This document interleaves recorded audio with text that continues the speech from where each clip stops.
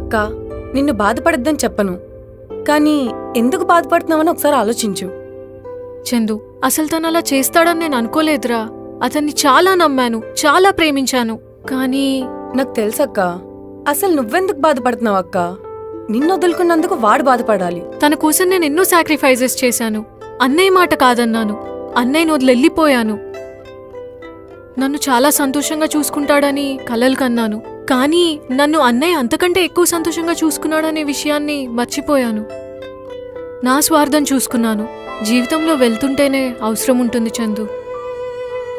అవసరాన్ని మించిన తోడు కోసం వెతుక్కుంటూ వెళ్ళాను. ఇలా ఒంటరిగా మిగిలిపోయాను. మనకెవరున్నా లేకపోయినా అన్నయ్య మాత్రం ఎప్పుడు మనకు తోడుగానే ఉన్నాడక్క.